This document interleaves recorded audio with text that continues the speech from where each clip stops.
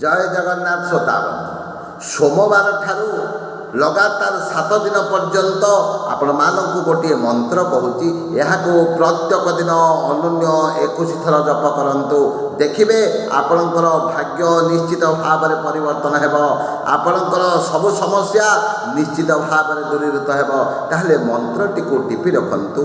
ଓମ୍ ତତ୍ପୁରୁଷାୟ ବିଦ୍ମହେ ମହାଦେବାୟ ଧୀମହେ ତନ୍ମୋ ରୁଦ୍ର ପ୍ରଚୋଦୟାତ୍। ମନ୍ତ୍ରଟିକୁ ଆଉଥରେ କହୁଛି, ମନେ ରଖନ୍ତୁ।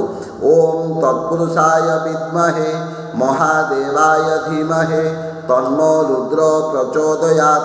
ଏହି ମନ୍ତ୍ରଟିକୁ ସୋମବାର ଠାରୁ 7 ଦିନ ପର୍ଯ୍ୟନ୍ତ ପ୍ରତ୍ୟେକ ଦିନ ଅନନ୍ୟ 21 ଥର ଜପ କରିବେ ଏବଂ ଦେଖିବେ ଆପଣଙ୍କର ନିଶ୍ଚିତ ଭାବରେ ଭାଗ୍ୟରେ ପରିବର୍ତ୍ତନ ହେବ। ଆପଣଙ୍କର ଜୀବନର ସବୁ ସମସ୍ୟା ନିଶ୍ଚିତ ଭାବରେ ଦୂରୀଭୂତ ହେବ। ତେଣୁ ଏହାକୁ ପ୍ରୟୋଗ କରନ୍ତୁ ନିଶ୍ଚିତ ଭାବରେ।